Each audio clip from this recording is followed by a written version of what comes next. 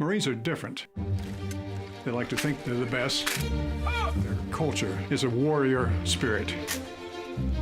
We consider ourselves warriors.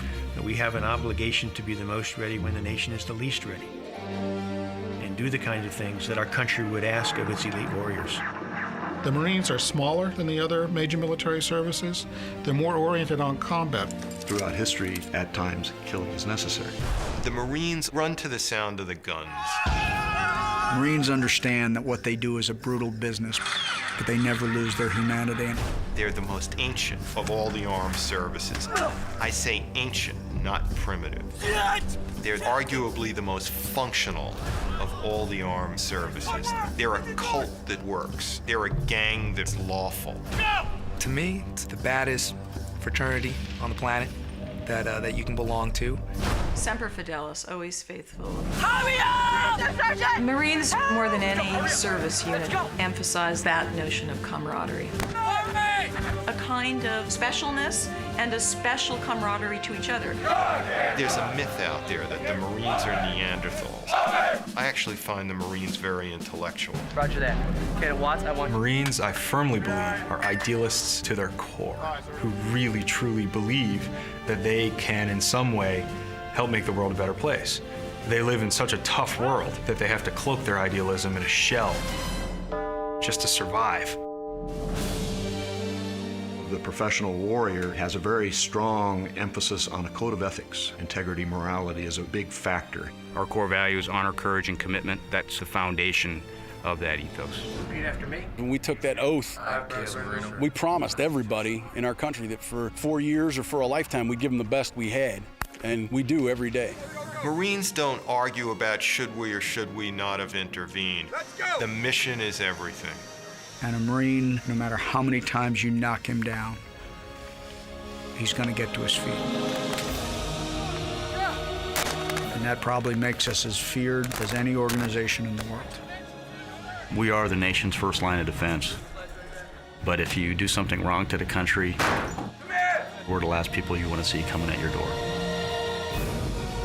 That reputation has been well earned over the last 230 years.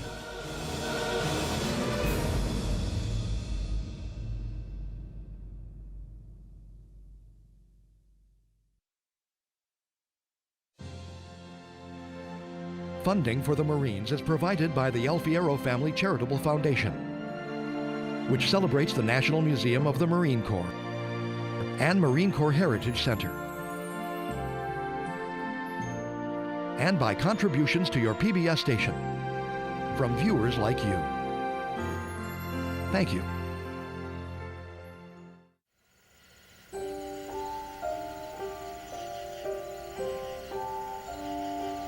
I never started out to be a Marine. When I came aboard, I didn't really know what a Marine was. I found that I liked this stuff and stuck around for about 35 years. I think it's important that the story be told. When I tell you to get out, you're going to get out quickly without getting injured, and you're going to get my yellow footprint. Do you understand? Yes, sir. Get out, get my yellow footprint. Recruits arrive at boot camp the same as generations of Marines before them. Let's go. Fast, fast. Let's go, let's go, let's go. At night, faster. on a bus. Let's go. Let's go. Faster. Let's go. Faster. Let's go. Faster. Faster. Let's go. The journey of 1,000 miles starts when the drill instructor invites those recruits off the bus and puts them on the yellow footprints. And they symbolize you leaving the life as you knew it and entering the United States Marine Corps. Do you understand? Yes, sir! No! Do you understand? Yes, sir! In that first moment at boot camp, recruits literally step into the distinctive culture of the Marine Corps. These symbols and traditions and the values they represent are what bind Marines together and what set them apart. The Marines do maintain that distinctive culture. It's a commitment to others, a sense that the organization comes before the self, a real downplaying of the individual and playing up the importance, the role, and the goals of the group. They can't help but fall into a formation when they stand on the yellow footprints, and it's kind of the first symbol of becoming part of a team. You will be what you're told to be. Your hand eyes are straight to the front, and your mouth is shut. When they step on those yellow footprints, and when that bus departs our receiving barracks,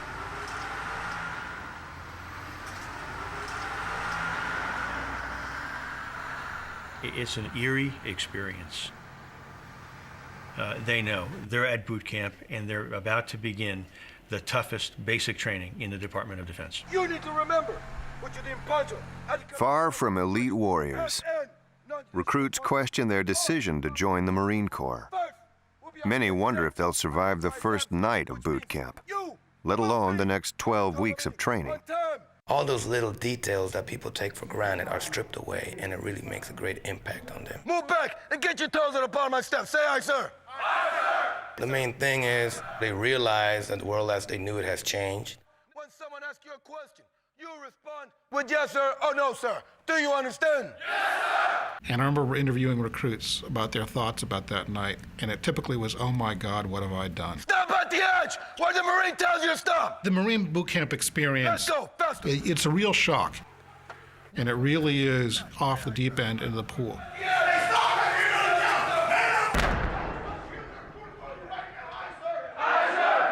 Go, move back and cover down with the recruit. We want the moms and dads to know that their son or daughter has arrived safely at Parris Island. No, when I tell you to pick up the phone, you're gonna read loud and vicious from line 1 all the way down to line 5. Do you understand? Yes, sir! We have a very short message that we prepare and that we put next to the telephones. Pick up the phone right now. This is Recruit Marchuka. I have arrived safely at Parris Island. Please do not send me any food or bulky items in the mail. Recruit Bowman. I have arrived safely at Parris Island. Please do not send any food or bulky items to me in the mail. I will contact you in 3 to 5 days by postcard with my new address. This is Recruit Casey. I have arrived safely at Parris Island. The phone call is going to be short. It may come late at night, and it may seem abrupt to them. I will contact you in 3 to 5 days by postcard with my new address. By postcard with my new address. Thank you for your support. Goodbye for now. That's it. It won't be no, I miss you, I love you, please save me, none of that stuff. Stop. I said stand right there, face that way. Shift to your right. Say aye, sir. Aye, sir. You get right next to him. You get behind him. Say aye, sir. Aye, sir. But it's just part of that transition from civilian to recruit. We get them here, and we process them, and we get them ready for the training company, where they're going to spend 3 months. For some recruits, it really comes like a shock. Come on. I joined the Marine Corps as a teenager in 1942. We got off that bus and we went inside. My whole life was changed. It was tough. There were some sore muscles in boot camp and maybe a bruise or two. I watched the transformation of myself and others. Tighten up my line, man. We really tried hard to become Marines. Once he moved, you move. And to live up to the expectations of the older Marines, the ones that had gone before us. I enlisted in the Marine Corps the 9th of September, 1942. Oh, I think it's indelible till the day you die. It's the most degrading day you'll ever have in your life, and I think it's all part of that vast plan, which none of us understood, to reduce us all to nothing and then build Marines. Did you speak to you? Did you speak to a live person? Yes, sir. Who'd you speak to? Don't look at me, just look at your hand. I walk straight to the front. Who'd you speak to? My mom, sir. This recruit's mother, say it. This recruit's mother, Who'd sir. you speak to? My father, sir. My father or this recruit's father? This recruit's father. Who? This recruit could not contact anyone. Get on the phone again. Who'd you speak to? This recruit's father, sir. Who? This recruit's father. Who? This recruit's mother, sir. It was a terrible day. And that's over 60 years ago, and I could almost tell you every move we made. In a matter of less than 12 hours, everything what they knew for 18 or more years is suddenly gone and stripped away. We take these individuals off the street. We got to get their attention. We got to build discipline into them. We got to get them functioning as a team. That's all part of that ingraining transformation that has to take place from a civilian off the street into the training process, the end result being a basically qualified Marine. I don't know how you grow that, but we seem to do it very well. The Marine Corps has 2 basic missions: to make Marines and to win battles. Our job is to fight the nation's battles. It's as simple as that. We're warriors. That's what we do. The job of the Marines is to get there first, ready to fight and ready to kill if necessary. We pride ourselves on mission accomplishment. We'll pick up, move out, draw fire, shape the battlefield, plant a flag. The Marine Corps is the smallest of the four services. It is designed to be the tip of the military spear, deployed first and quickly. The Marines run to the sound of the guns. It's counterintuitive in terms of a survival instinct when you actually experience it, but that's what the Marines do. The Marines embrace an aggressive warrior ethos that they feel sets them apart. I don't know whether it's specifically set up that way or it's just evolved out, is they definitely have an identity of we are Marines, and it is distinct and different. Being a Marine isn't just a job.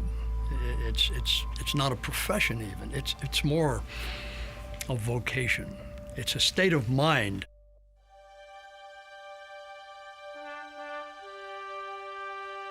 The Marine Corps trains more than 30,000 new recruits each year at 2 basic training facilities in California and South Carolina.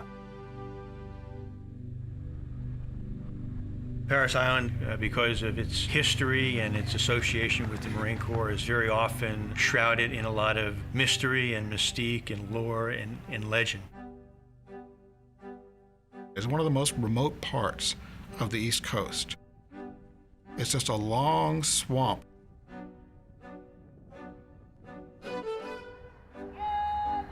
Here is where the transformation begins. Recruits are shaped by the values of the Marine Corps. They take the Marine culture with them for the rest of their military career, and for many, the rest of their lives. Marine boot camp teaches very little in the way of genuine combat skills. Marine boot camp is about cultural immersion, indoctrination, and it does it extremely well.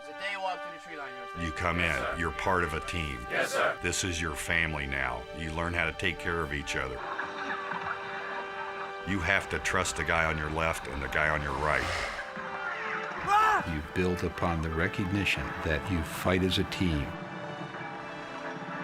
If you come together as a team and you look after one another, you will be successful. I think that's the essence of what the Marines are about, is creating that bond and saying that that's the most important thing about being a Marine, is taking care of each other. The Marine Corps is the youngest service among America's military organizations. 60% of Marines are younger than 25. 16% are teenagers. There are a number of reasons why a young person joins the Corps these days. They see an organization that's elite in their minds.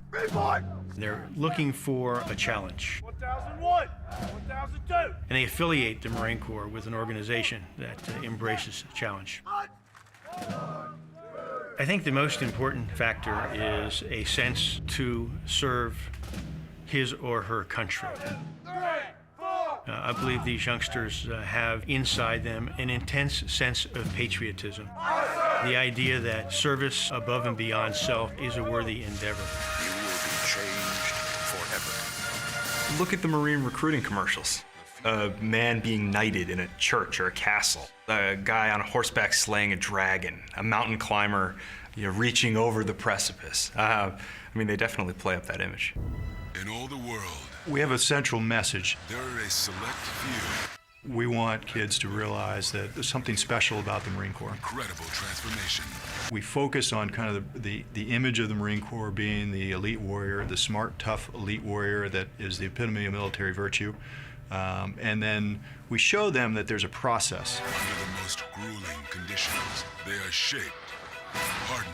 And for the kids and parents or anybody that sees the commercial, they see a process over time. An individual goes through a series of challenges and then eventually is transformed into this Marine. The few, the proud, the Marines. And it's an iconic view or a metaphor of boot camp, but the kids get it.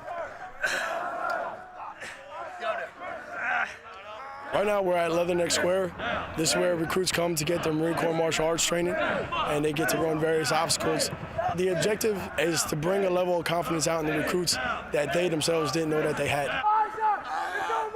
They hesitate and second guess themselves, but once they're put to it and they have no choice but to do it, they surprise themselves. With the slide for life, the water alone is intimidating for the recruits because nobody wants to get wet and go for a swim. But also the heights play a big role too. As long as they rely on their training and the technique that was instructed to them, they'll have no problem doing it. Hey, stop, 3. Aye, sir. Roll over, 3. Aye, sir. We simply do not let them quit. When they want to quit or they think that they cannot go any longer, we let them know and we show them that they can push past those boundaries and come out on top with the mission accomplished. Kick your left leg down. No. Kick your left leg down to get momentum to get on top of the rope. Marine Corps boot camp is longer and more demanding than basic training of other services. The Marines have resisted a trend towards softening basic training as a way of attracting recruits, sticking instead to an approach it feels has worked for decades. The Marine Corps has made efforts to control excesses and brutal training methods that are a legendary aspect of boot camp. In the mid-1970s, hundreds of drill instructors were punished for abusing recruits. Changes were made, including monitoring DI's training methods. Aye, sir. Aye, sir. But most changes were subtle enough not to diminish the fundamental toughness of Marine Corps boot camp. There is a debate among Marines, with some holding on to the idea that the harsher practices of the past made better Marines. The challenge for the Marine Corps is finding the balance between abusive methods and the need to train an elite fighting force disciplined to fight and die on command.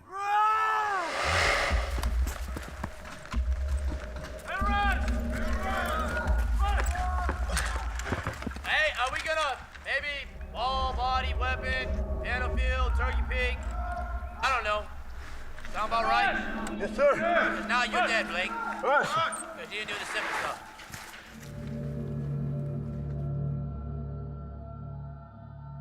The drill instructors are the central figures here at Parris Island and the principal influence on the lives of the recruits. There's a drill instructor with the recruits 7 days a week, 24 hours a day. The drill instructors are truly icons. They embody the very best of our Corps. You're not topping a tree now. Hey, your boss. Aye. They teach, they train, they mentor, Take a knee. and they lead with a passion that is almost an obsession. Our mission is to train these recruits. The only way to train them is to instruct them in different aspects dealing with the Marine Corps and becoming a basic Marine. Son, whoa. You're gonna hurt yourself. Grab here, hit it, come across. So without thorough instruction and remediation, there would be no Marine. It would just be somebody stressed out all the time, not knowing what's going on. Boot camp is full of details about becoming a Marine, but mostly it brings into focus for recruits the warrior ethos of the Marine Corps. We start off with every Marine's a rifleman.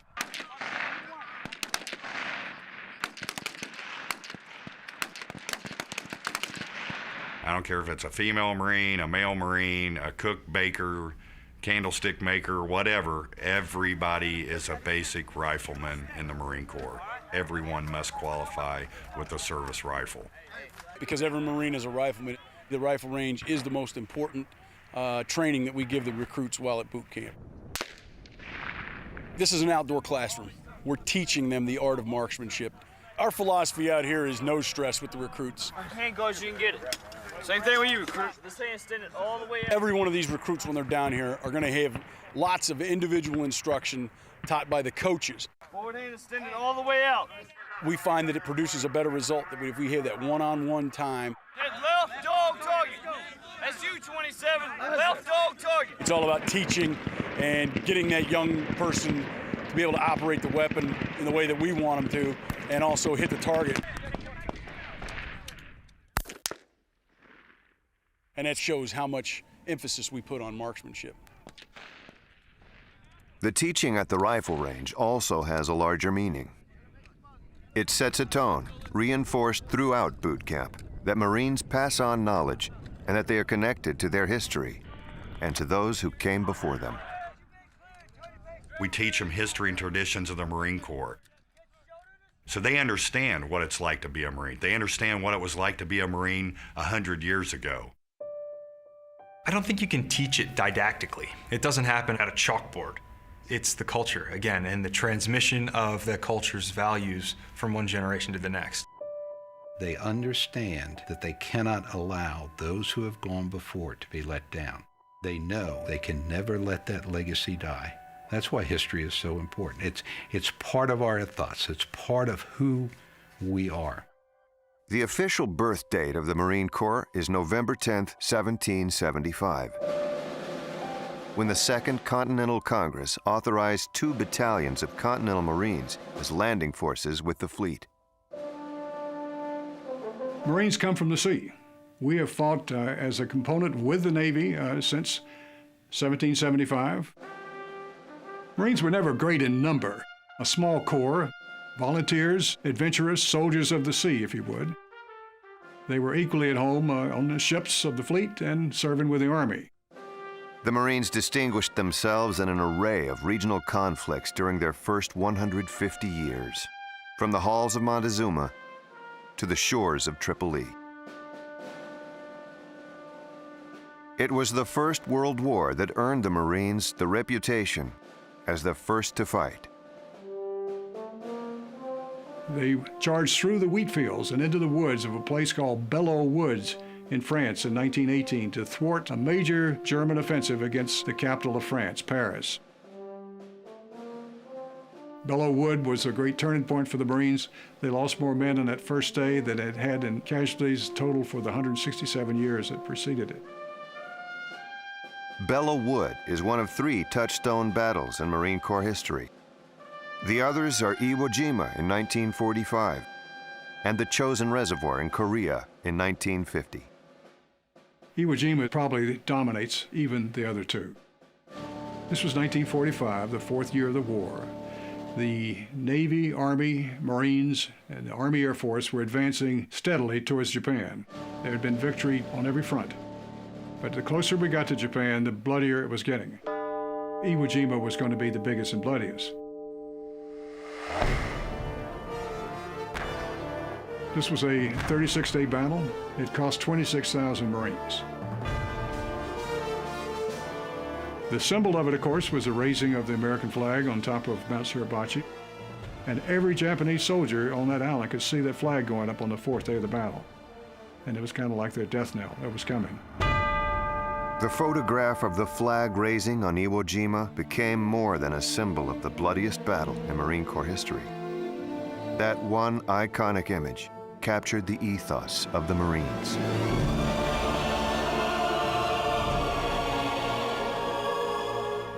You see 6 troops. 5 of them are U.S. Marines, and one of them's a Navy corpsman. Working together, struggling together, lifting this flag in a very stiff wind on a very dangerous and exposed battlefield. Here was the icon of the whole war, the teamwork and the victory.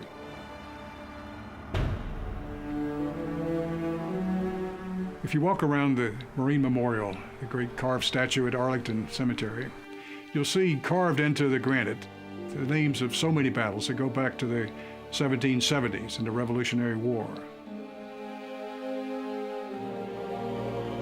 There's some blank spaces.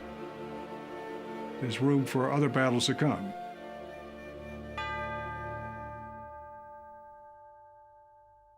Good morning, Series 4016! Today we are training day 43. We have the actual obstacle course and a 3-mile individual effort run. So everything comes from within, does it not? Yes, ma'am! So dig it deep and get some! It is the exact same course, same events, same obstacles that the males run. You gotta wanna have to do it, because no one else is gonna do it for you. One aspect of boot camp that remains unchanged is how the Marine Corps trains women. Alone among all branches of the U.S. military, the Marine Corps trains male and female recruits separately. The 4th Battalion, one of our 4 training battalions here at Parris Island, is the only gender-segregated battalion within the Department of Defense. There is the age-old attraction that exists between boys and girls, men and women, that by keeping them separate, we eliminate that. Almost there, Clark. You can do this, recruit. But as far as training is concerned, we're along the same lines as our male counterparts, which has not always been the case. You talked to a female Marine 20 years ago when we were still learning how to properly apply our makeup, making sure that everything matched, properly assuring that a female could wear the high heels and walk across the stage in a ladylike manner. So the strides that we have made, for me to be able to say our training is aligned with the males, is a huge success for the Marine Corps and for the Department of Defense at large. They have to meet all the same graduation requirements. In other words, there's no difference in the Marine Corps between what a female recruit and a male recruit gets here at Parris Island. That integration, the idea that we train as we fight, is the next step in the training process. The young Marines leave here, and then they get integrated, and we're training together at that point. Tell me what you've been working for every night if you can't get over this bar.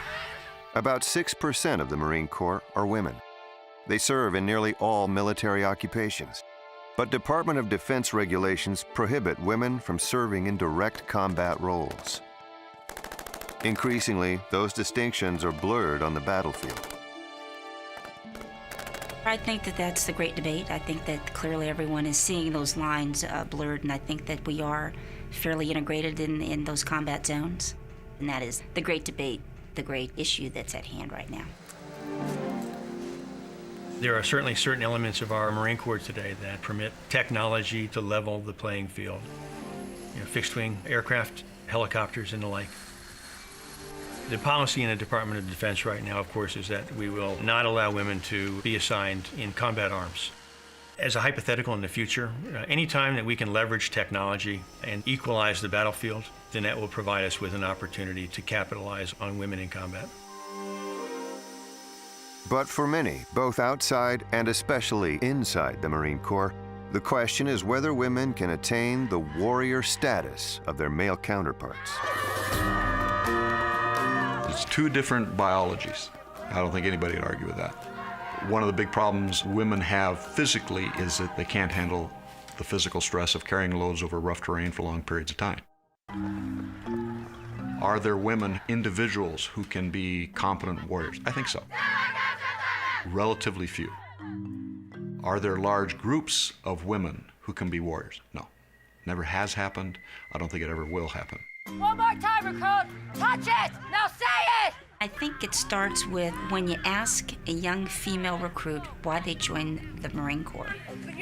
90% of them will say, I joined to defend my country. And if that isn't saying the warrior ethos is there for a female recruit, I don't know what else we could say. It's as much a part of the female psyche as it is of the male psyche. That's why they joined. Left foot, left foot, left foot, left foot. And that warrior ethos is all over everything that we do on and off the battlefield. All recruits must meet a series of graduation requirements. Each recruit, male and female, must also pass a final test before earning the title of Marine. Let's go, you don't have all day. The Crucible is often defined as a culminating event at Parris Island. It occurs during the 10th week of training.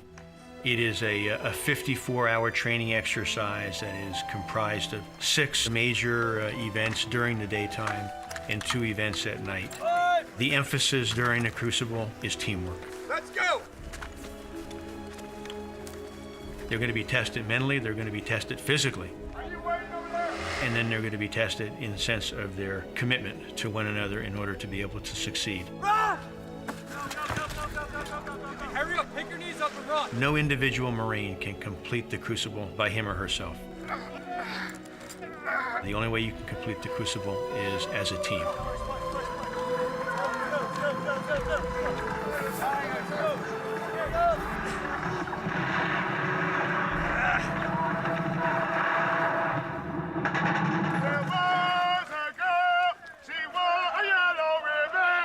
The culmination of the crucible is the dawn march back to the barracks.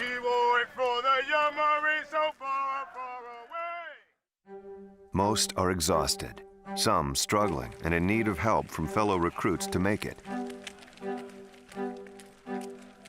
But with the end of boot camp, both literally and figuratively in sight, these recruits overcome the pain. They are not yet Marines. That title is awarded at a series of ceremonies in the days to come. But on this day, they know they've passed the test. You just spent 54 hours working together as a team. You've done well. Make your family proud on that day of graduation. These recruits come from all walks of America, and they're entrusted to us by their parents, their loved ones, their guardians, to take care of them, to make sure they're being taken care of. They're very valuable to us. First of all, because there's not many like them out in the civilian world that even have the courage to stand up and raise their right hand and take the oath. Let's go! So once they come to us, we know we have to train them, we know we have to train them hard, and we have to train them right. And we're going to turn them into Marines by any means necessary.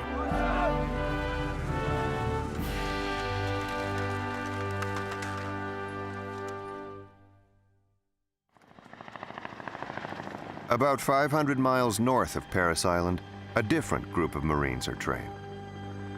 At boot camp, raw recruits are shaped into Marines. Here, officer candidates are given the opportunity to prove they can lead Marines in combat. I decided on the military because I was looking for something other than being behind a desk at age 21. I studied classics in college, and so time and again, I read about the citizen soldier, Cincinnatus, the guy who puts down the plow, picks up the sword, and then when the war's over, returns to the plow. I had this ideal in my head, and the Marine Corps, from what I could tell from the outside, had a warrior culture that the other services just didn't have. You freaking move! Get moving now! Hurry up! The start of officer candidate school is known as Pickup Day. I got it, go! June 6th, 1998. I could describe the weather, what the sky looked like, every detail. Roll platoon, go! Hurry up! Let's go! Over there, you! At that moment, that very particular moment, they know the training's begun and that life as they know it is pretty much over. It was the most disorienting thing I think I've ever done in my life. It's not like the boot camp experience at Parris Island with the yellow footprints on the ground, standing there in the dark. But in its own way, it's every bit as disorienting. Pick it up now! Let's go! Why is there so much trash still on the deck? Pick it up now! I mean, all of a sudden, what you did in high school and college and family and work history, none of that matters. Quick, quick! You know, they shave your head and everybody's the same. I was thinking, what am I doing here? Why am I doing this? I should be lifeguarding this summer. Open your mouth. I got a sergeant! Louder! Yes, got a sergeant! Don't look at me! Yes, got a sergeant! Nothing compares to seeing a Marine drill instructor in your face telling you what they are demanding of you. I ain't no daggum sergeant! It's us, Staff Sergeant! They didn't move! I'm Staff Sergeant! It's someone who they are absolutely intimidated by and they don't know what to do about it, so they really don't know how to react to this. Hurry up! Say something! Hurry up! Why do you have so much stuff? Look at him! Look at you! There's a freaking problem here, do you understand me? I got it, Sergeant! Hurry up! You're too good to help somebody! You're too good! Good! You can't need help! You might want to help yourself now! You might want to help yourself now! Okay, over the bag! They were the most rabid, high-intensity group of people I'd ever met in my life to that point. Get it! Go now! I got it, Sergeant! Let's go! Well, why are you still here? Go! I got it, Sergeant! Move! Hurry up! Get moving now! Get moving! And that was it. It was on, and it stayed on for the next 10 weeks. Let's go! Louder! Hurry up! Go! Oh, way to go, candidate! Way to go! Drop all your trash all over my parade deck. Hurry up and step to the back! Go, say something! I got it, Sergeant! You are the last one, candidate! You're the last one! The platoon is gonna wait on you because you want to trash for trash. Hurry up! I got it. There's trash still behind you. They really, I guess, start to realize this is for real. Keep taking our time. Let's go. Tape. I got it. Let's go. And that to become one of us you're going to have to go through probably the hardest thing you've ever done in your life. That's your trash! See, the platoon's leaving already! It's leaving already! Run! We're starting to put them into a period of friction and chaos. How they deal with failure, how they deal with the stress. 5, 4, 3, 2, 1, go. OCS is not officer boot camp. OCS is a selection process. Go. Here, the Marine Corps evaluates and decides whether officer candidates have what it takes to be a leader. Whereas on the recruit depot, they're actually molding Marines, they're making Marines. Our mission here is a little bit different. We screen for the potential to lead Marines. Eventually, a lot of these guys and women, they're gonna be leading us. That ups the ante a little bit more. Every Marine that comes here must first prove that they can lead Marines in a ground combat situation. Here we detect the leadership. We see that they have the bias for action, the creative thinking, the aggressive personality that'll allow them to take charge, and they want to take charge. About a third of the officer candidates don't make it through OCS. Some for physical reasons. Got some push-ups, got a fireman's carry. Others receive unsatisfactory evaluations. Good to go? Yes, and a third group that again sets OCS apart from boot camp, those who are dropped on request. At any time after the 4th week of training, if a candidate determines that this is not a lifestyle he can deal with, that this is too much of a commitment to them, that they don't want the responsibility of what they're learning here, then they can just quit, just give up. OCS has an open door policy. At any given time, you can quit and walk out. And that ensures that at the end, you have people, only people who really, truly want to be there. If they drop on request, they are finished. They do not get a second chance. There's no do-over in the Marine Corps. Quitting becomes endemic. You quit once, you'll quit again. And we can't tolerate that with our Marines. If they're not ready for that complete dedication, then they have no place among us. You have to focus on the task at hand. And the consequences for screwing up are really, really high.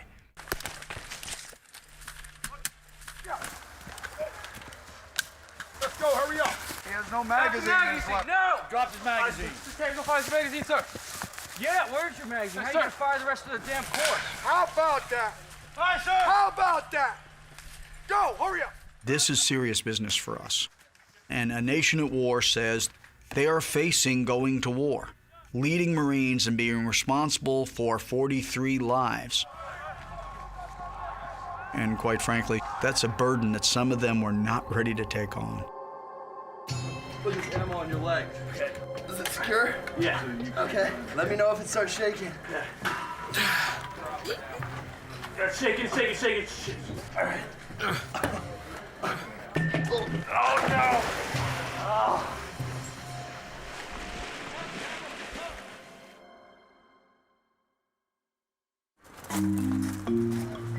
The Leadership Reaction Course has become one of our most well-known leadership models. Candidate amended. All right, so start. Ready to copy. It's a series of stalls that are set up with seemingly impossible obstacles. This morning, the enemy attempted to destroy the bridge with explosives. A portion of the bridge structure stands in the river. You can see your squad leader and the stretcher. They'll be giving a tactical mission to move something that makes sense. Your fire team must deliver the container of supplies to the resistance group. Moving ammo across a blown bridge, and the only thing that'll be present will be the stakes of the bridge. You found 3 planks that appear strong enough to support your weight. All red areas are rigged with explosives. We're taking all these elements, the stress and the chaos, and then we're throwing them in there with 4 of their peers that they have to actually lead. Okay, we have to deliver the supplies and get them to the other side. All we want to see is, can the candidate lead his peers? Red is dead. We know that. Does anybody have any suggestions right now? We can use the pulse. We got that line we can lash it with, or we can use bullets. Can he go out there and with some stress, some chaos, some friction thrown at him, what is he made of? Is there something in there that will make him lead? And ultimately, that's what we're looking for, is that leadership potential inside him. Whether he completes the course or not is not really the evaluation. I'm gonna tie this and I'm gonna throw you the rope and you'll be able to pull it right up. It's the conduct, Okay, he's got it. the way that he motivates his team, the way he gets the team moving. That's now lined up to use as a fulcrum to slide this to the other side, these pipes. Pipes? If we could get the pipes magically over, yeah. For instance, if he drops something and he no longer has it,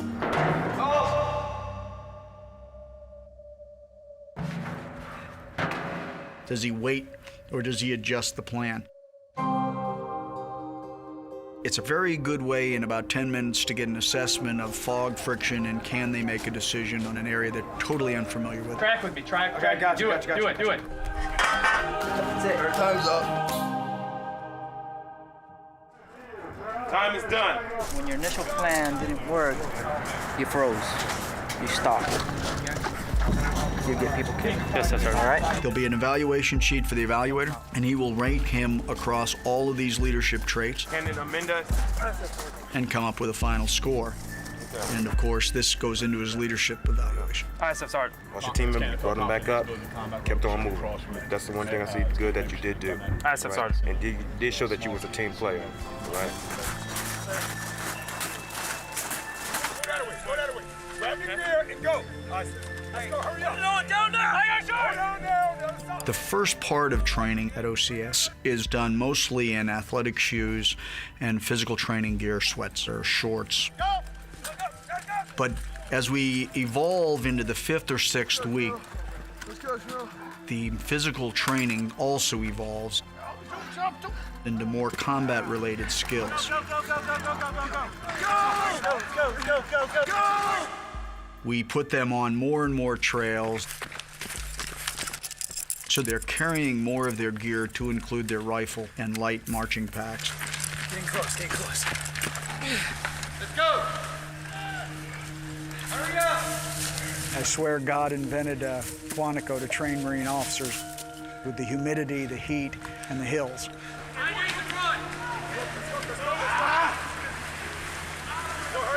Quickly, quickly, quickly, quickly, quickly.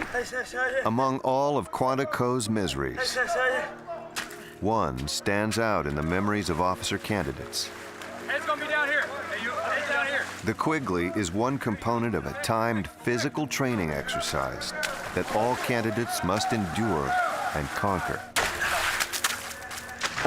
The Quigley is a muddy trench. Go! What are you waiting for?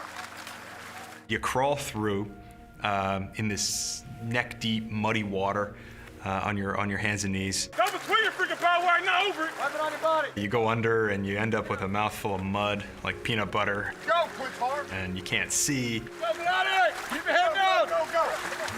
Go, Pollard.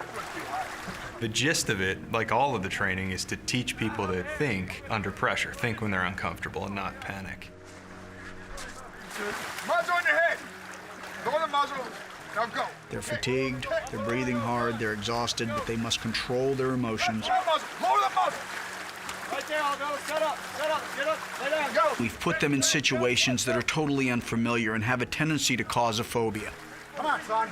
Head down, weapon on the body. Weapon on the body. Putting them through that culvert where they are submerging underwater with a large amount of gear in an area they think is confined in the dark. Weapon up. Here we go. It's just something that you'll never forget. Go, go.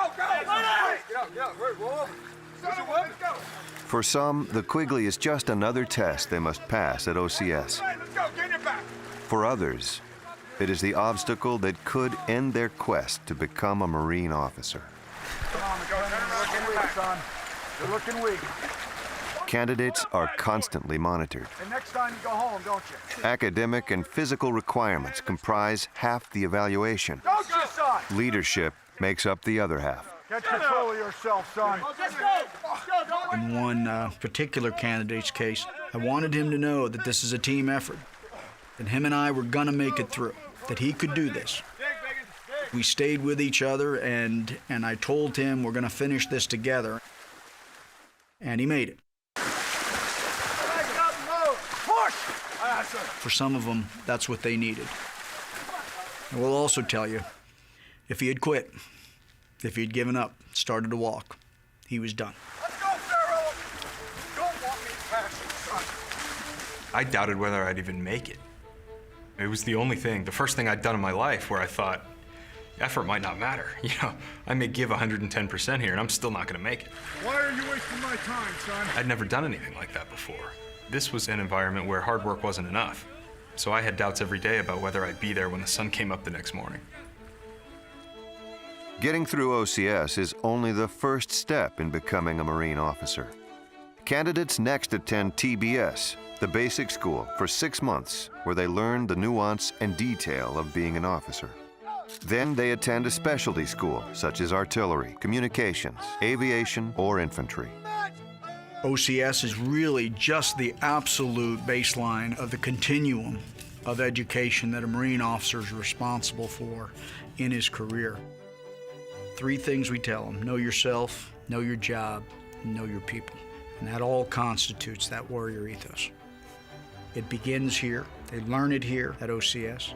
It's embedded at TBS, and then it's validated by the Young Marines you lead.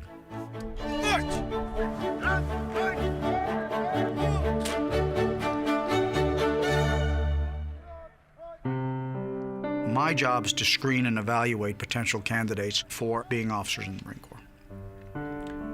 I made a promise to every Marine that I've served with over 33 years that no one will walk across that grinder graduating that I would not want to lead my son or my daughter. As simple as that. If I would not trust them with my own child, I will not trust them with yours. The framework of leadership taught in the Marine Corps is built on a belief that Marines have a unique culture, a warrior ethos that sets them apart. Marines are very connected to their traditions and history. Near the Quantico, Virginia base, the Marines have constructed the National Museum of the Marine Corps as a lasting memorial to their sacrifices. It will be the Corps' Mecca, the place that all understand that it's theirs, every Marine that has gone before and the families of Marines.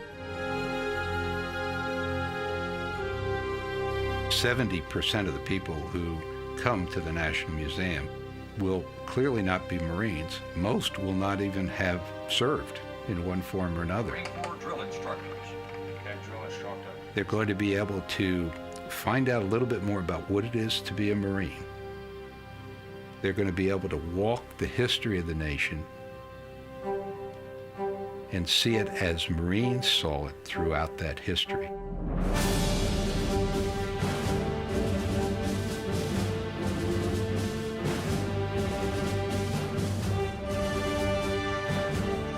There's no group quite so enthusiastic about their own history than Marines. They're proud of where they've come from, proud of their culture. So you will walk alongside, run alongside, crawl alongside Marines in a lot of different places to make you feel like you're there with a Marine. It's a museum that's all interactive, totally immersing the visitor in the experience of the major campaigns and the history.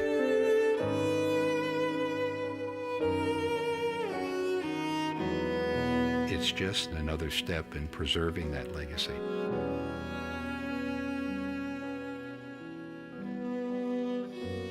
I think it's part of indoctrinating people into the culture. It's about respect, really. We remember the Marines at the battles of World War I, and we remember the Pacific Island hopping campaign. We remember the urban fights and jungle fights of Vietnam. We remember the Gulf War, and you merge into that stream of history.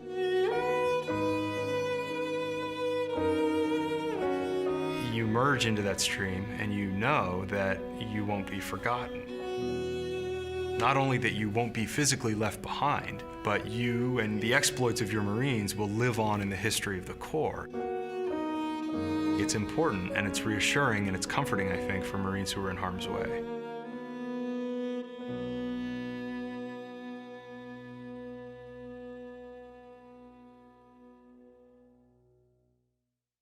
Turn around.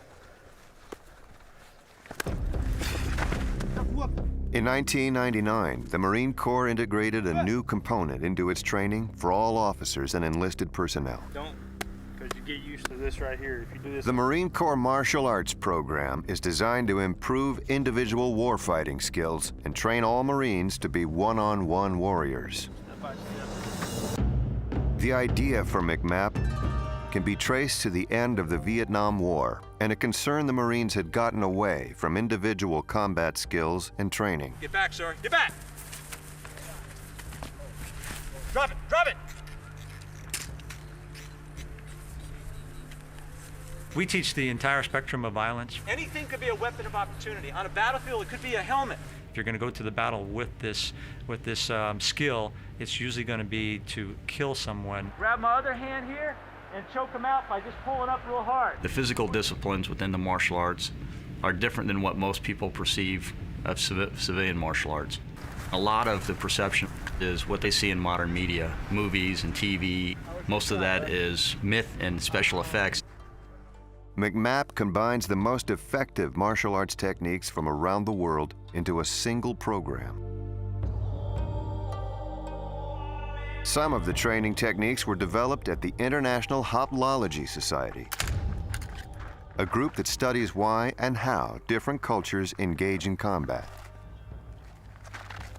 We're setting up a program of training that teaches them to use the weapons they have at hand in a very simple set of patterns. The primary emphasis is behavior, combative behavior, okay? Can you function in a lethal environment? The stress is part and parcel of that. That's why these are live blades. Risk has to be involved in the training. It has to be as close to reality on the battlefield as possible. If you've dealt with it in a training situation, you are better prepared to deal with it on the battlefield situation. All about training behavior. What we're looking for is, can you stay cool, calm, professional, do your job, which in this case is closing with dominating or killing the enemy, while you're under tremendous pressure. Training in technique is not nearly as important as training in behavior. The ability to move in on somebody who's trying to thrust a sharp, pointy object into your body is a behavioral thing far more than it is a technical thing. He begins to retreat. He surrenders and he retreats. In dealing with people in combat, you're primarily talking about nervous systems. You can change the technology all you want. The human nervous system's still the same. It's still going to react the same way to the high stress levels of lethal combat. To deal with the stress of the battlefield, the Marine Corps tempers the physical demands of martial arts training with character-building lessons. You want every person that you train to be as good as you. I do believe it is the heart and soul of our warrior ethos. Rob, good job. Nice finishing touch. Our program, I believe, is unlike any other because we have three disciplines. Hands, hands. We have the physical discipline, which is probably the sexiest. Guys just love going out there, rolling around, throwing punches and fighting and stuff like that. That's why we joined the Marine Corps. Stay up. There's 182 techniques and 5 different belt levels. Turn around. Give me your money. Don't shoot. We also have the mental piece, which is studying the other cultures that are warriors, the Spartans, the Zulus, the Apaches, and all the other cultures that have a warrior mindset.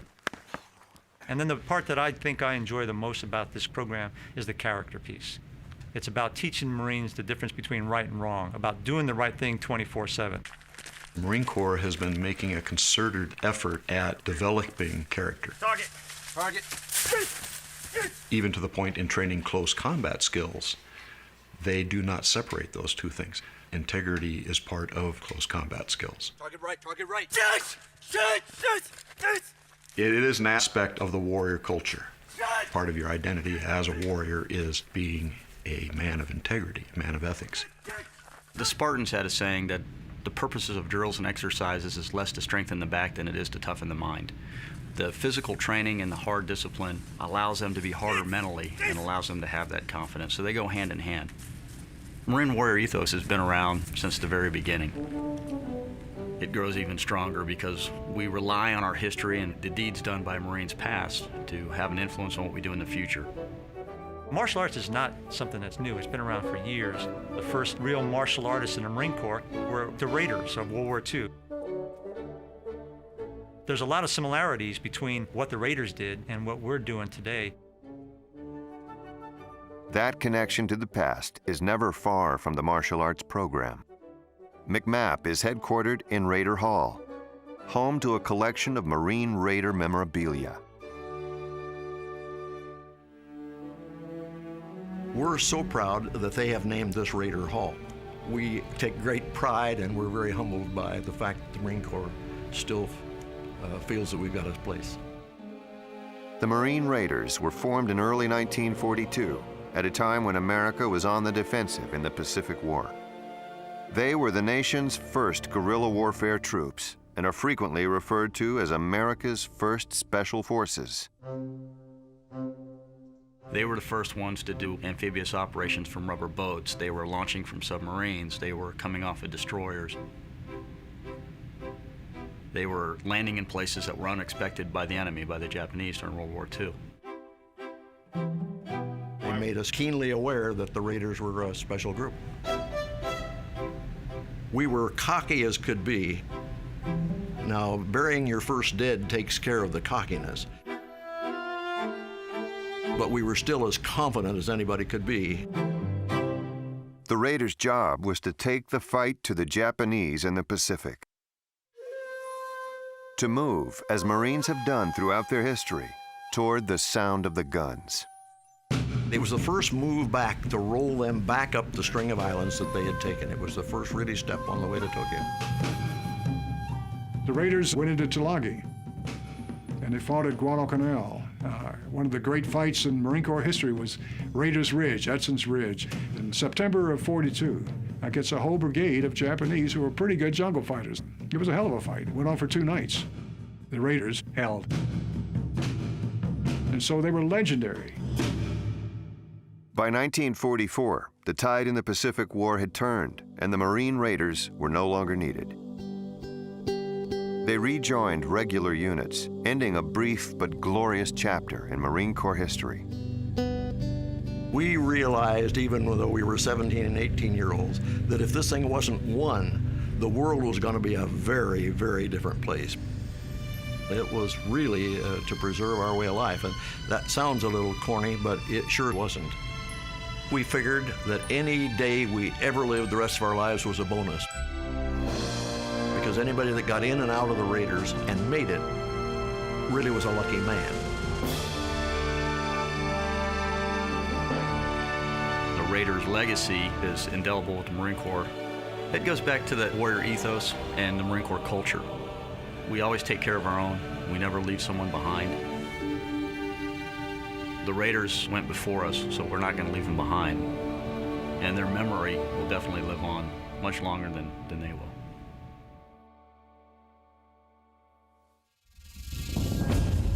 Hey, get off the damn net. Comanche 1, it's a 6.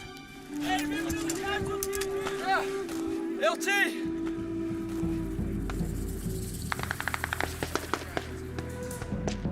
Comanche 1, 6.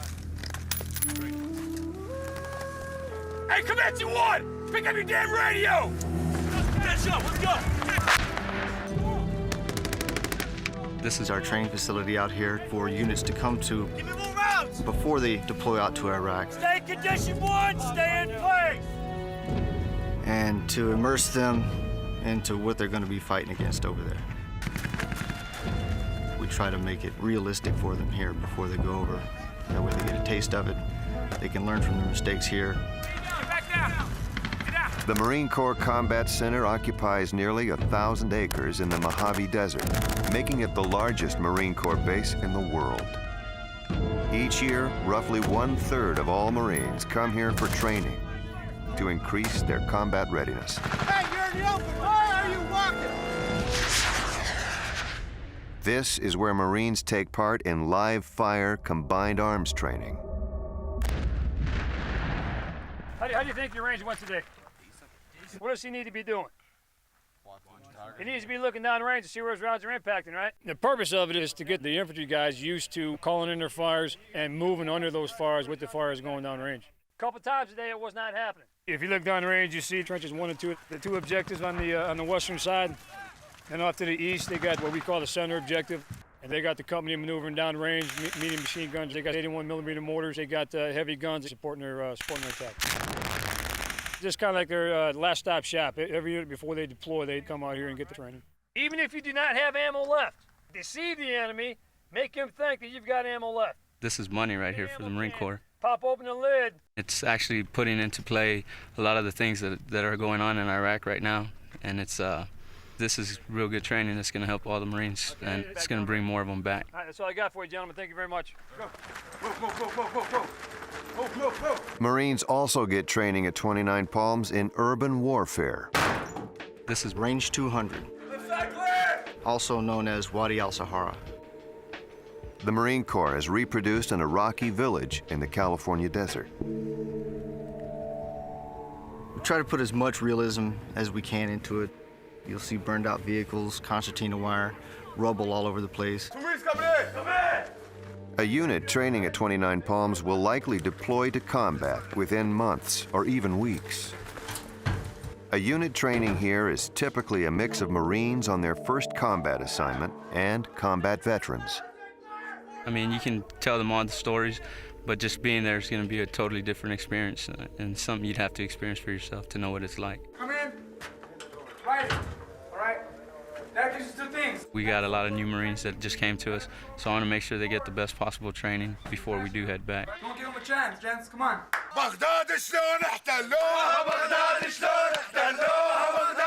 To make the training realistic, role players are used in the exercise.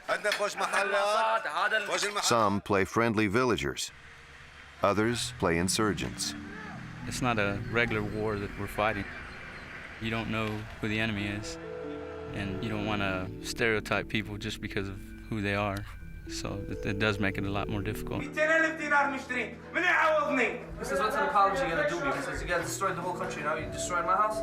Let him know our chain of command will pay for anything broken in this house. There's a lot of situations that come up where you're not going to be able to engage, and you don't want to engage because we don't want to harm innocent people. And what we're focusing on here is the skills that the Marines need to be effective on the urban battlefield. Urban combat is not new for the Marine Corps. Urban warfare, in my judgment, is the dirtiest of all warfare. I was a company commander, as an example, in the Battle of Way City in Tet of 1968 during the Vietnam War. It's dirty because it's all very close and personal.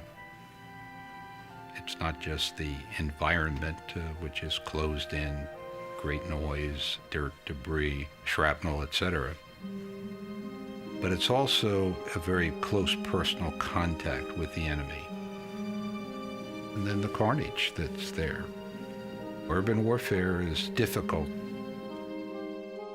It is a grisly business. I think especially of the 2 battles of Fallujah in 2004. First Fallujah was a tough fight. Second Fallujah in November 2004 was probably the toughest combat that U.S. forces have seen since the Vietnam War, almost certainly the toughest combat since things like Way City in the Vietnam War. It was really ugly. It was brutal. It was nasty. It was the essence of the grittiness of war. The battlefield is emptying out.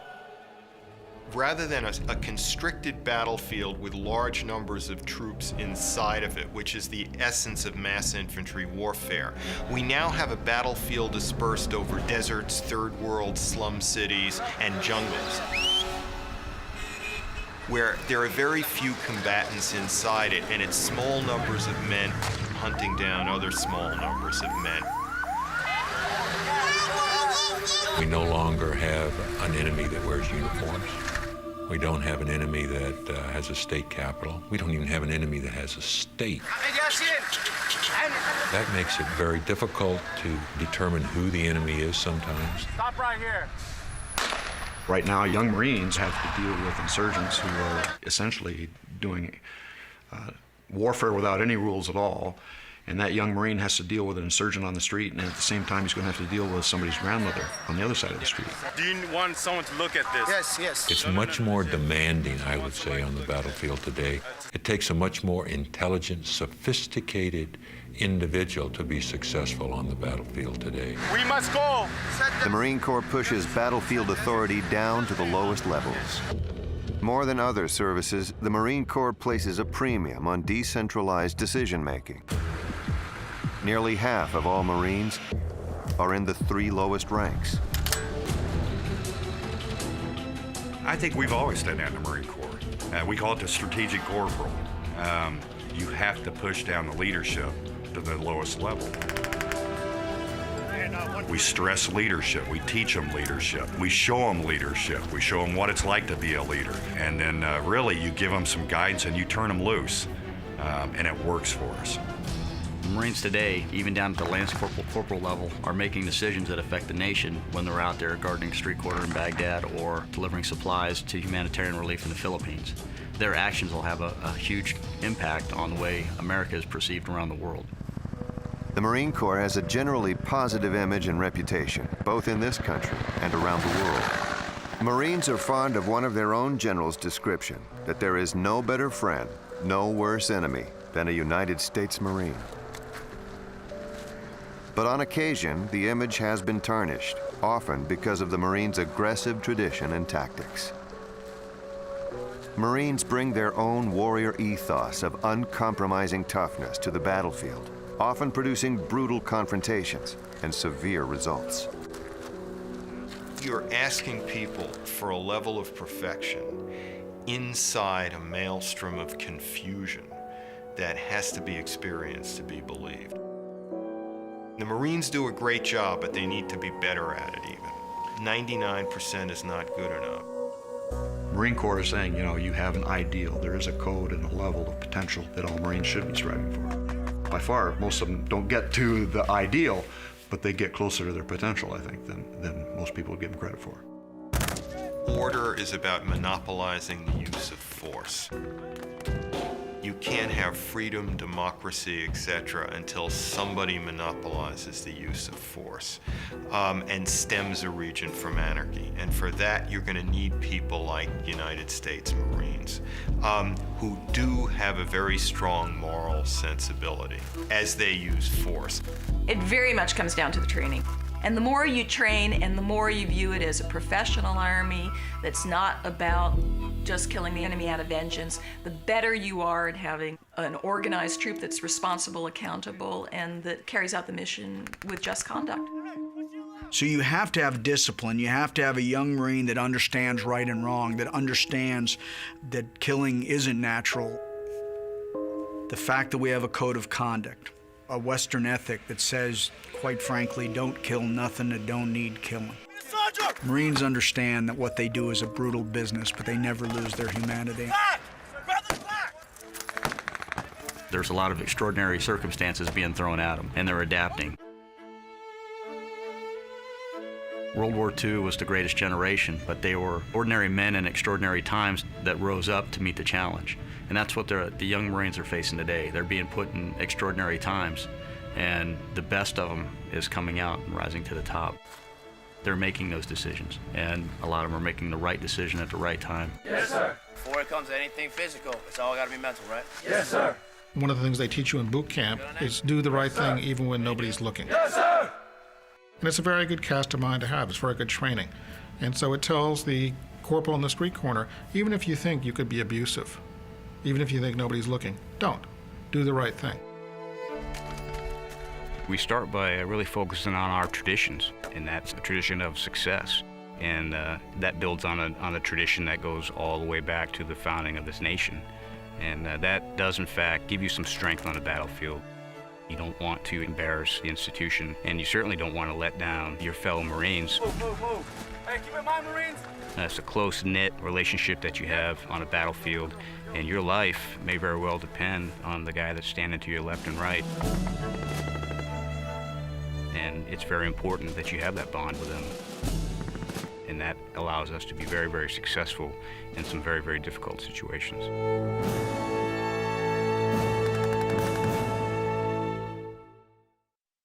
I don't think any media can truly capture the impact and experience of war, of combat, close combat, where you can see the enemy and you can see where your bullets are striking the enemy, and you can see your men falling either side of you. I don't think you can sense or convey the smells, the sickly sweet smell of decomposing flesh of somebody who's buried under a pile of rubble or a bomb crater. I don't think you can deal or convey the misery of people caught in this mess. War is nasty. Seeing young men and women blown away is nasty. If we never had to go to war, boy, wouldn't it be wonderful? And wouldn't we have, served our purpose as, as warriors in waiting, but didn't have to go? But the fact is, it's not the way the world is. Anyone who's been on the battlefield does not want to go to war. It's not glamorous at all. It's very dangerous. It's very difficult. It's very dirty. It's not a good place to be.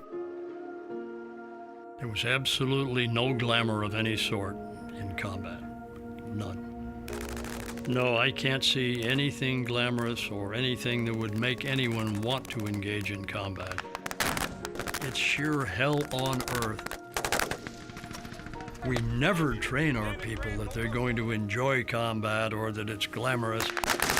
So much of the Marine Corps training doesn't necessarily play well in the public eye because people don't really like to know what the Marine Corps is training to do, what the Marine Corps' job is. We do teach them to quickly locate, close with, and destroy the enemy. The Marine generals are the only generals who actually talk about killing. They will say, this organization is about killing. That's what we do. Here's the dilemma.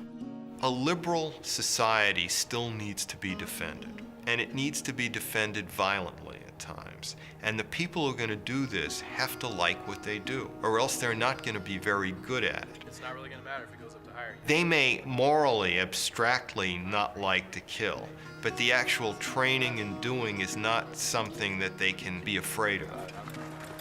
The fact of the matter is, throughout history, at times, killing is necessary. It's not a matter of good or bad.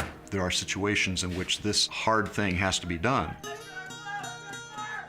I think one of the problems a military organization has is it tends to follow the social whims of society around it. Killing is bad. It's unnatural to kill. You shouldn't kill. And then you're saying, okay, go be a Marine, go kill somebody, and then come back. It's bad to kill. And frequently, when people see the unvarnished truth, they don't like it. I ran into this all the time when I got out of the Marines and people would ask about my experience. They didn't really want to know what we did. In some ways, Marines on the battlefield have more in common with their enemy than they do with their family and friends at home. There's a sense that letting down your armor a little bit is an admission of weakness. So the culture is also a culture of enormous toughness. We can do things better. And we have a kind of, if not invincibility, a kind of durability and resilience. That killing carries a cost to the person who carries it out. That combat changes people. That combat, I think, diminishes the soul permanently. It alters people. The sacrifices the Marines make are not just physical, they're mental and spiritual as well, and they're carried for the rest of one's life. I think anyone who served in the armed forces, overseas in combat, comes back with something that he would rather not talk about. I'll never forget a World War II Tarawa veteran who told me that he was proud he served his country, but he wasn't proud of what he had to do to serve his country. It's my personal belief that Marines, more than anyone else in society, absolutely hate warfare. We hate combat. No one likes it. And thank God some of us survived it. In the 2 1/3 century history of the Marine Corps, more than 40,000 Marines have been killed in combat, and over 200,000 have been wounded. I was in Fallujah, Iraq. I was in an LAV, which is a light armored vehicle, and ID went off and I was injured. It was during the battle for Way. Could never forget it. I turned and I looked, and this NVA soldier came out from behind it and fired a RPG. I was injured just south of Fallujah in the Al Anbar province. I was struck by a rocket-propelled grenade. I was only in one operation. That's the only time I ever left my base. And I got hurt by an IED in Karabola on the last day of the last house of the mission. It's just kind of random. Everything just happens by chance. It's just, you know, some people are lucky, some people aren't. It actually struck the weapon that I was firing, so it took both my hands off and severely damaged my left leg. I had second and third degree burns on my face. I had third degree burns on my hands, required skin grafts, and lost a finger. I had broken my leg. I had ripped all my arteries and tendons in my right leg. I suffer from nerve damage now. My hands sweat constantly from the burns. For some Marines, the transition back to duty or into civilian life is helped by a stay at the Wounded Warrior Barracks at Camp Lejeune, North Carolina. The barracks was the idea of a wounded colonel who saw the need for a place for wounded Marines to heal, physically and mentally. Just the camaraderie that we have here, the fact that we're all Marines, but we're all wounded Marines as well, and you know, we all know to some extent what the other person is going through. We have 36 Marines that live in the barracks. Right away, they're with wounded Marines. You know, a guy comes in, I was burnt. I can say, hey, I was burnt too. You know, in a couple of years, this is what your skin grafts will look like. Or guy has an eye injury, this guy has one too. It's just the camaraderie that we all, because we're all there, we all know what we're going through. It's great. In my day, when I was laying in the Philadelphia Naval Hospital, there were over 550 amputees laying on the wards with no hope. Today, our young men and women who are injured have hope. They have support, first and foremost, and they have the hope of modern medicine that is doing unbelievable things with these catastrophic wounds of theirs. For wounded Marines, there is always the question of what next? For some, the answer, amazingly, is the Marine Corps. I was determined to remain a Marine.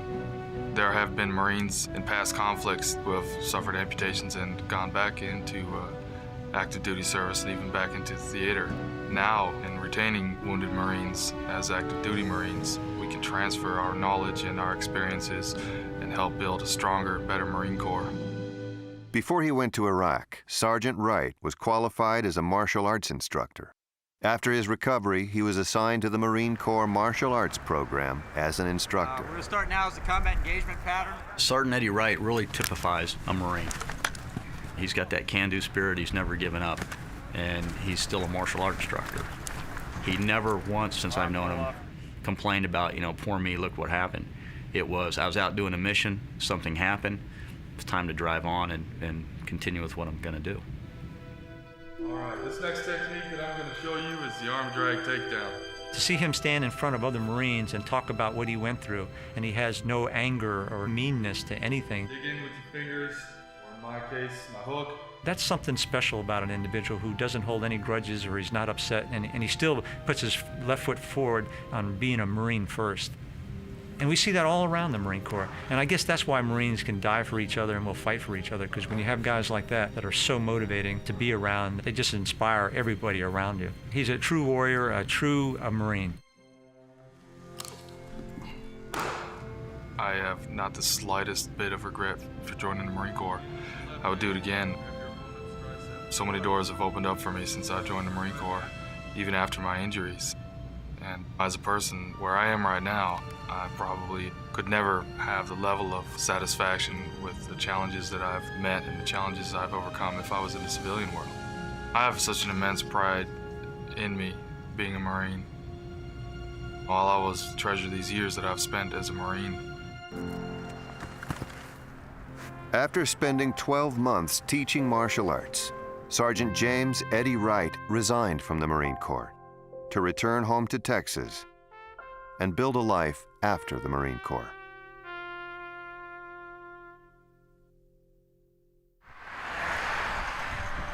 Today's Marine Corps emblem ceremony officially recognizes the transformation of your recruit into a United States Marine.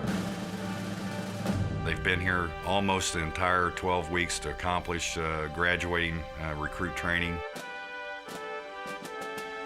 We have the family members all come in. We have the recruits out in formation.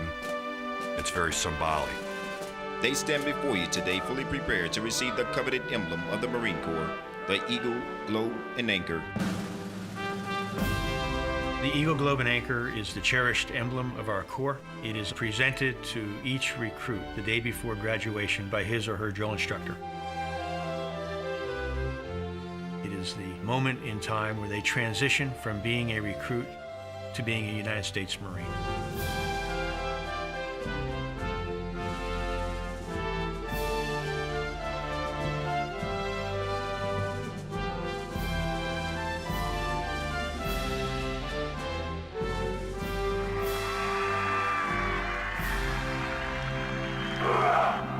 One of the things imparted at Parris Island is an absolute trust in each other, that teamwork. That you've got to rely on each other.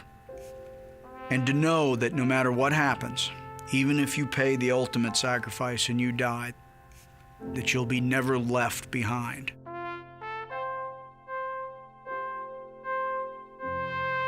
We fight for our brothers. We fight for the Corps. We fight for the members of our squad and platoon. Take care of your buddies, and you better hope your buddy's taking care of you, and he always is. That's the way Marines are. The individual Marine, the individual warriors at the fire team and the squad level, they've always been the heroes. They've always been the ones to locate and close with the enemies of our country. That's no different today than when it was 230 years ago. The Marine Corps draws from the American citizenry, and there's a tendency these days to put the military up on a shelf and say, it's not us, it's them, it's those people over there. I would like people to realize that when they're looking at footage of a squad of Marines walking down a street in Fallujah, or a body bag coming off a helicopter, that could be their son, their neighbor, it could be the kid down the street. Let's go! Faster! Faster! Let's go! We're just the kids next door that have joined the military, that have a calling. We feel that service to the nation is the highest calling a person can have. Yes, sir! We do not promise any individual who comes into the Marine Corps anything except maybe if you're good enough, you can become a Marine. You can join this long line of warriors and heroes that the Marine Corps has had. The spirit of Semper Fidelis is something that lives in a man's heart. It never goes away. The brotherhood, the camaraderie, all of that is real. And in our homogenized 21st century life, I mean, it's easy to forget. What continues to inspire me is Marines believe in something larger than themselves. Yes, sir, Sergeant! Get up and go! Sacrifice, but a willful sacrifice. That's something that not everyone understands. It's a hard time, some hardship, but you do with your heart. And you have to be unselfish to go on harm's way and leave loved ones behind. It's hard to sum it all up. The major thing is a sense of pride, a sense of belonging. The Marine Corps is a band of brothers. There's nobody else out in the world that knows what it feels like to be a Marine other than Marines themselves. It's a sense of belonging.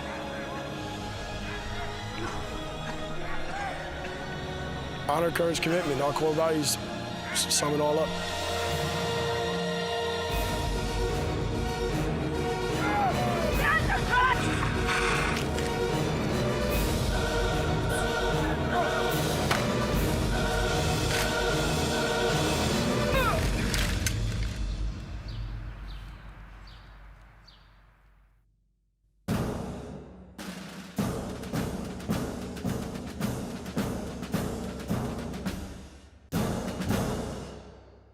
Stay tuned for more about the Marines. But first,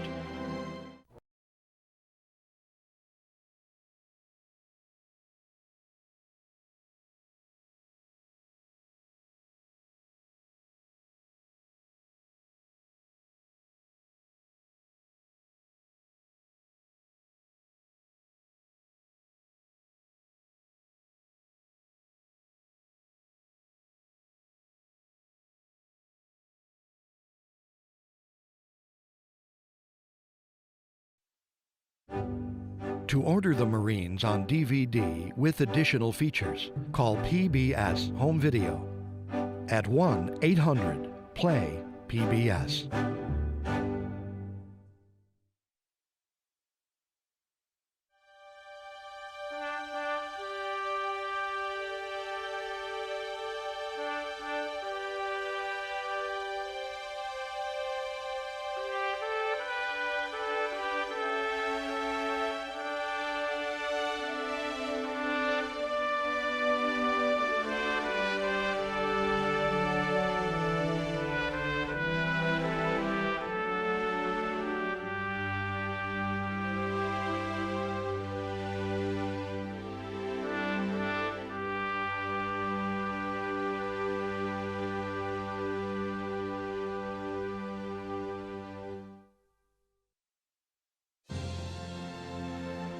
Funding for the Marines is provided by the El Fierro Family Charitable Foundation, which celebrates the National Museum of the Marine Corps and Marine Corps Heritage Center,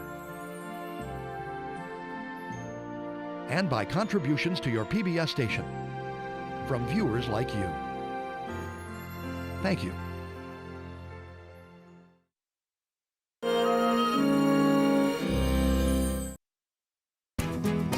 We are PBS.